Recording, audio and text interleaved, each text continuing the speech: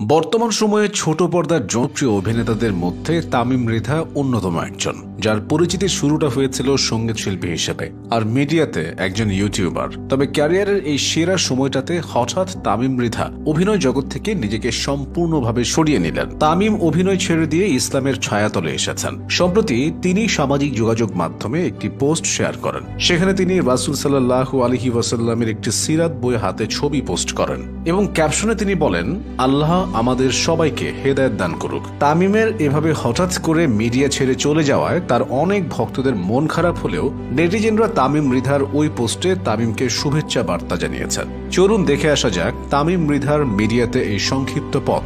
তামিম মৃধা শুধু একজন অভিনেতাই নন, তিনি গায়ক, মডেল, এমনকি একজন রেডিও জকি। ছোট্টবেলা থেকেই গানের প্রতিভা, স্কুল কলেজের বিভিন্ন প্রোগ্রামে গান গাইতে থাকেন তিনি। তবে 2013 সালে বাংলাদেশে আইডল প্রতিযোগিতার মাধ্যমে তামিম প্রথম শোবিজ জগতে পা রাখেন। সেখানে শীর্ষ 14তে ছিলেন এবং দর্শকদের মনোযোগ আকর্ষণ করেন। পরবর্তীতে তার গাওয়া দূর আকাশ ছুঁয়ে গানটি তাকে বিশাল জনপ্রিয়তা এনে দেয়, সাথে তাকে গড়ে তোলে তরুণ প্রজন্মের আইকন। 27 বছর বয়সী তামিম মৃধার জন্ম ঢাকায় 1997 সালে। তামিমের শিক্ষা জীবন শুরু হয় আদমজী ক্যান্টনমেন্ট পাবলিক স্কুল থেকে।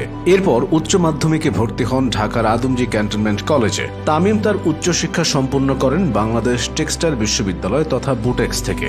সেখান থেকেই স্নাতক সম্পন্ন করে 2017 সালে এক্সিকিউটিভ অফিসার পদে যোগ দেন অ্যাজুটেক্সে। তবে চাকুরির কারণে বাদ যাবে না গান, ইউটিউব এবং অভিনয় কোনোটাই। তামিম তাই নিজের গানের স্বপ্নকে বাস্তবে রূপ দিতে ইউটিউবার হিসেবে নাম লেখান। আদমজী কলেজে পড়ার সময় সালমান মুক্তাদির, তামিম, আরফিন শুভ্র, সৌভিক সহ বন্ধুরা ছোট ছোট ভিডিও বানাতেন। সেই চিন্তা থেকেই তামিম সৌভিককে নিয়ে ইউটিউবে তৈরি করে নিজেদের প্ল্যাটফর্ম। নাম দেন গান ফ্রেন্ডস। কিন্তু চ্যানেলের কন্টেন্টের জন্য তো করতে হবে অভিনয়। সেখানেই ওস্তাদ চরিত্রে অভিনয় করেন তামিম মৃধা, আর এখান থেকেই শুরু হয় তামিমের অভিনয়ে পথ চলা। তবে সালমান মুক্তাদিরের সালমান দ্য ব্রাউন ফিশে প্রথম তামিমকে দেখতে পাওয়া যায়। গান ফ্রেন্ডসের ভিডিওগুলো তামিম নিজেই পরিচালনা করতেন আর স্ক্রিপ্ট নিয়ে কাজ করত সৌভিক। এখানকার কিছু কন্টেন্ট এতটাই দর্শক জনপ্রিয়তা পায় যে অনেকে তো তামিমকে সত্যি সত্যি ওস্তাদ ভেবে নিয়েছিলেন। নিজের চ্যানেলের কাজের পাশাপাশি টুকটাক নাটকেও কাজ শুরু করেন তামিম। আস্তে আস্তে পুরোদমে নাটকের ব্যস্ততা বাড়তে থাকে তার। 2015 সালে সুযোগ আসে ভালোবাসা দিবসের বিশেষ নাটক মাঙ্কি বিজনেসে অভিনয়ের। তবে কাজল আরিফিন অমির ব্যাচেলর পয়েন্ট সিজন 2-এ তামিমের উপস্থিতি তার ক্যারিয়ারকে অন্য জায়গায় নিয়ে গিয়েছে। ব্যাচেলর পয়েন্টের পর এনটিভির ধারাবাহিক নাটক ফ্যামিলি ক্রাইসিস নাটকে তামিমের প্রাণবন্ত অভিনয় মিডিয়াতে তামিম মৃধার একটা আলাদা ফ্যান বেস তৈরি করে। একদিকে তামিমের অভিনয়ে দর্শকরা মুগ্ধ, আর অন্যদিকে তামিমের গানের কণ্ঠে তার সহ অভিনেতারা মুগ্ধ।